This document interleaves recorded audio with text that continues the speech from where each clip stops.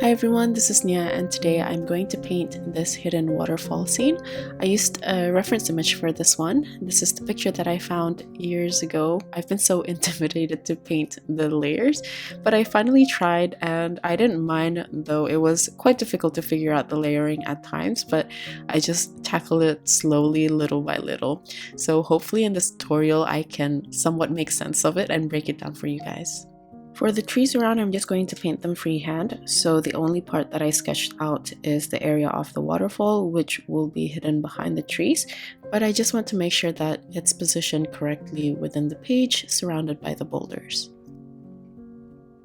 Next, here are the list of colors I'm going to be using. This is Hansa Yellow Medium by Daniel Smith, Sepia by Holbein, Payne's Grey Bluish by Schmincke, Grey of Grey by Holbein, Titanium Gold Ochre by Schminke, Yellow Ochre by Holbein, and Hansa Yellow Light by Daniel Smith. I'm also going to use Bleed-Proof White by Dr. Paige Martens.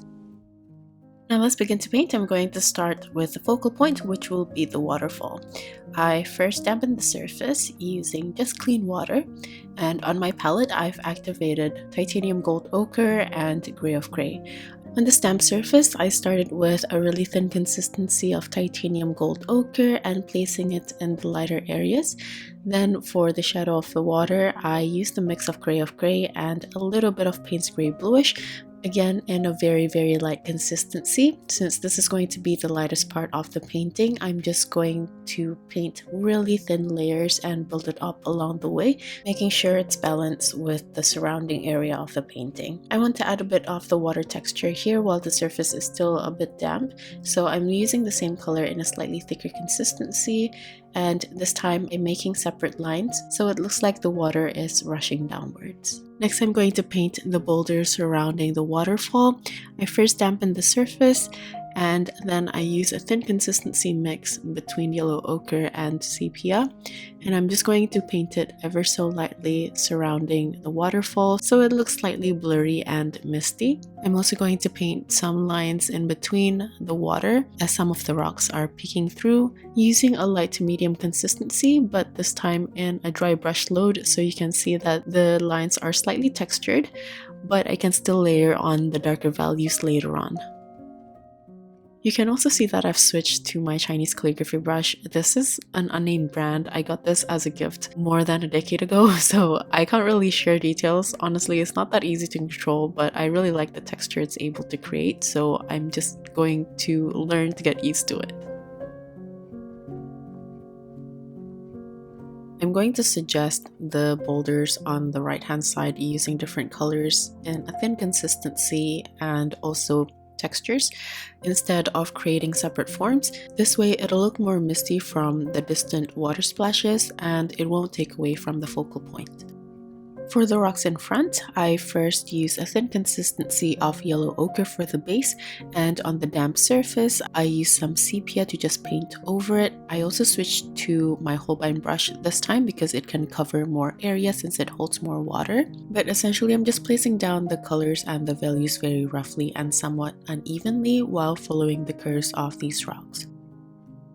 To separate these rocks further, I use a mixture of Payne's Grey Bluish and Sepia for this almost black mixture, and I'm using a medium to thick consistency to paint underneath the rocks, and I'm going to add a little bit of sepia to make sense of the transition even more, but since the surface is fairly damp for now, I'm just going to leave it to dry and move on to a different area. I'm going to paint the bright green greenery surrounding the waterfall on the right hand side, and for this I'm using a mix of Hansa Yellow Light with a bit of Payne's Grey Bluish in a light to medium consistency, and I also like to play with the ratio slightly. As I'm making more of these leafy textures, I added more Payne's Grey Bluish in the mix for a slightly darker green as well.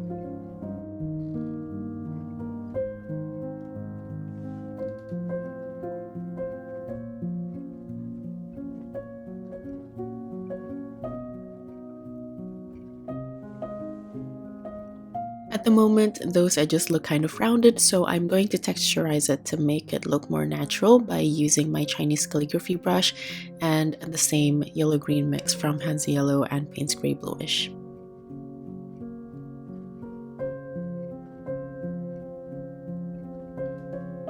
After painting on a bit of the greeneries, I'm going to extend the area of the background. So I dampen the surface and use titanium gold ochre. And I'm going to add the previous colors that I've used to merge those two areas together. This is a really light consistency of Payne's Grey Bluish that I painted on the damp surface. And I'm just going to direct it diagonally following the light cast. Now I'm going to paint the green area on the left hand side. So before then, I just want to fill in a little bit of the background using a really thin consistency of Payne's Grey Bluish. Then I'm going to continue this with the yellow green again from Hansa Yellow and Payne's Grey Bluish, starting with my Holbein brush, then texturizing the edges using my calligraphy brush. Hopefully you can see that I'm just trying to break this complex composition by painting one small section at a time, so I don't have to focus on too many things at once.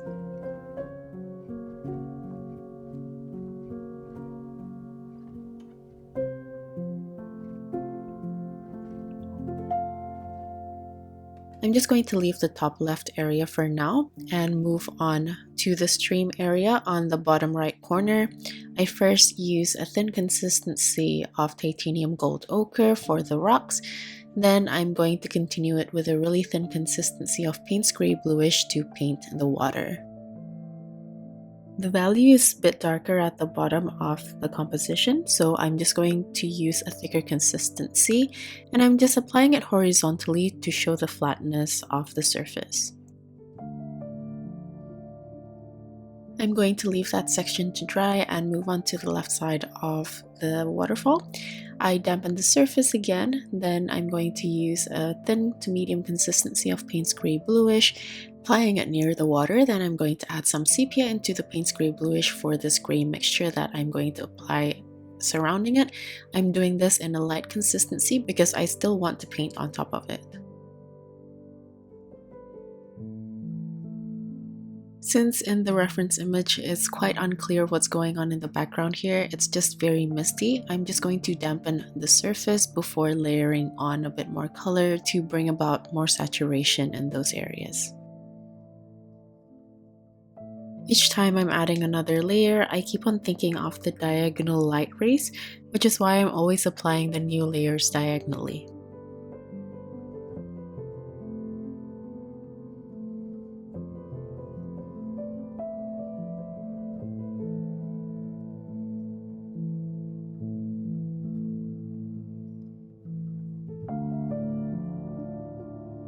Now that I've indicated the areas for the lighter leaves, I'm going to be a bit more brave with the darker parts now. I'm going to create a base using this dark mixture from Payne's Grey Bluish and Sepia, and I'm going to place it on the right hand side as well as the areas of the boulders that will be in shadow. I'm still doing this in a medium consistency though, since there will still be plenty of layers to add on top. I know that the darker areas doesn't make sense for now, but I just want to somewhat use this as a guide for me to know where to place the darker textures for the leaves. So once I've placed those black parts, I'm going to add the leaf textures. I still use the same mix, but this time I added some Hansa Yellow Light to turn this into a dark green tone, and I'm using a medium consistency to add more of the textures, and this time I also added some really fine branches along the way. But this is only something that I would paint if I know that I have a decent amount of information for the background.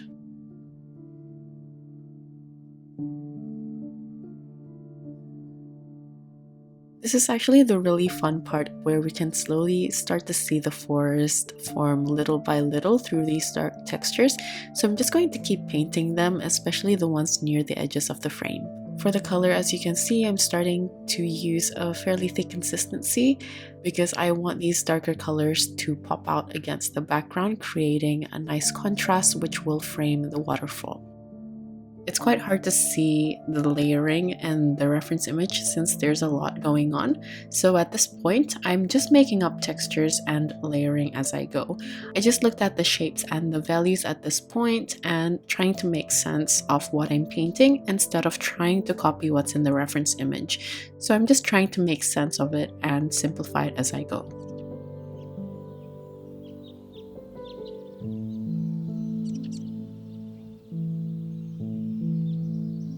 Next, I'm going to paint the rocks by the stream, and for this I didn't really end up following the outline that I sketched out earlier. Instead, I was just trying to suggest the rocks and I used the outline as guide to know where to place them, but I don't have to follow every single shape. I just want the rocks in front to be larger and the ones at the back to be thinner and closer together. After that, I'm going to leave it to dry and move on to the rocks in the foreground. I'm just going to add textures using a dark value color. This is from a mix of sepia and Payne's Gray Bluish, and I'm using a light to medium consistency just to paint on some rough textures on the completely dry surface.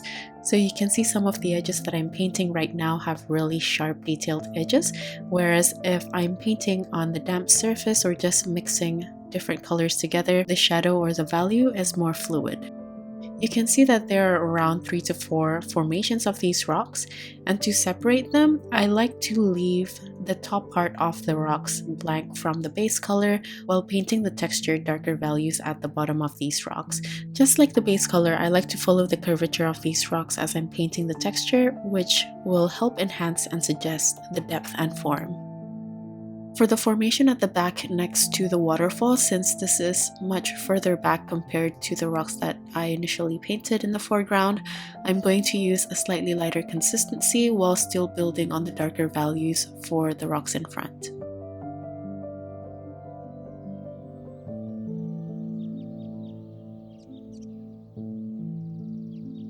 I'm using the same method as before, using the dark value mix from Payne's Gray and Sepia, and I'm placing it especially near the large corners of these rocks. This time, since I'm layering more, the color also becomes more vibrant, so to balance the lighter values, I'm going to bring up the saturation by using yellow ochre for the top of these rocks.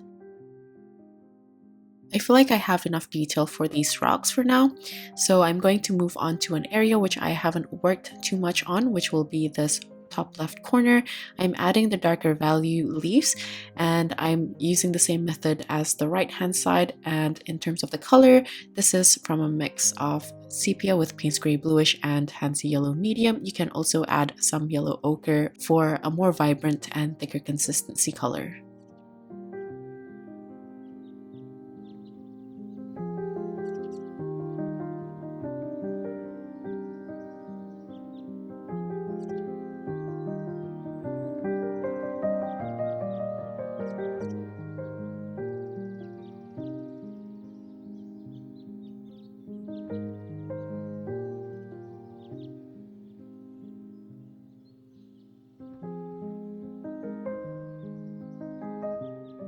After this, I'm going to go back to the waterfall because it looks fairly light compared to the surrounding area that we've painted. I started out by dampening the surface, then I used a thin consistency of Payne's Gray Bluish with a little bit of gray. Then I switched to my calligraphy brush and used the ends of the bristles to create the soft water texture. I'm also going to work on the rocks peeking through behind the water, so there's a nice contrast between the light color of the water and the dark value of these rocks.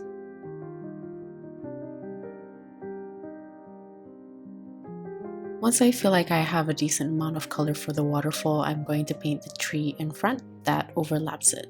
I'm just indicating the placement for now, then I'm going to move on to the stream. I use titanium gold ochre for the top part and then slowly transitioning to Payne's Gray Bluish and a light consistency at the bottom.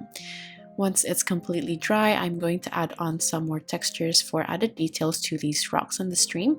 And for this, I'm using Payne's Gray Bluish and Sepia. Also use my small brush in order to depict the really fine textures, especially for the rocks at the back.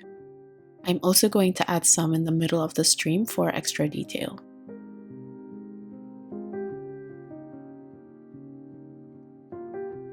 I'm also going to add horizontal lines for the water texture, but I'm going to do this in a very light consistency so it doesn't disrupt from the rest of the painting. After this, I'm going to still work on the rocks, but I'm going to use a thicker consistency to add some shadows and a little bit more form. Then I'm going to work on the greeneries further, especially on the left-hand side. This time I'm painting the trees in the foreground, which is why I'm using an even darker value. This is basically just the same mix as the rocks. This is just sepia and indigo without the yellow. So the color is very, very dark compared to the leaves that we've painted earlier. This way we can still see the separate layers that we built beforehand. Just like the previous layers, to make this look more convincing, I also like to paint on some fine branches, and this will basically help your composition look more delicate. As you can see, I'm placing the darker values closer to the edges so you can still see the previous layers surrounding the waterfall. And since I still have space, I'm going to add more of those lighter vegetation in order to have better control to frame the focal point.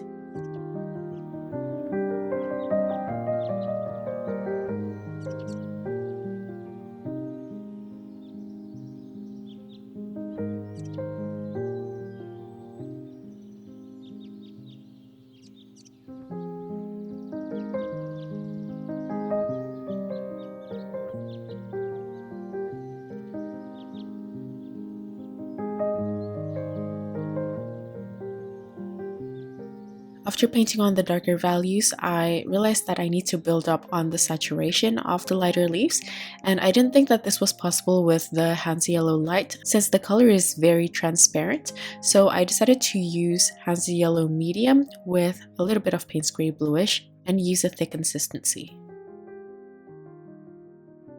I feel like we're getting there, but I need to build the saturation of the waterfall since I've increased the saturation of the surrounding area. So I started by dampening the surface of the waterfall, then using still a thin consistency of Payne's Gray Bluish. This time I'm using my small brush though, so I have a lot of control with the application. I'm also going to add some titanium gold ochre as well as sepia for the surrounding rocks. I want the sunshine to look more convincing, so I'm going to glaze over a little bit of titanium gold ochre to add warmth to the surrounding area.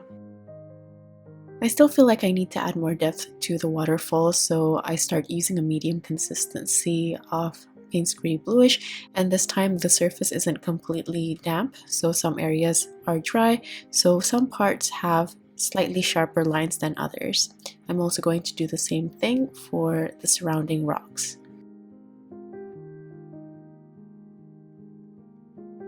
You can see that the surrounding area of the waterfall is a little bit misty from the reference image, so I'm going to be very careful with that part. Then I'm going to define the finer areas of the waterfall with bleed-proof white so I can create really fine lines. After painting this last bit, I thought that I was finished, so like usual I took off the masking tape, but then I realized that I needed to add some finer details. And this is for the connection between the waterfall and the stream. It was a little bit too sharp, so I'm going to make it more misty using a very thin consistency of bleed-proof white. I also decided to add some finer lines for the highlights of the boulder surrounding that area, as well as some highlights for the water which is catching light.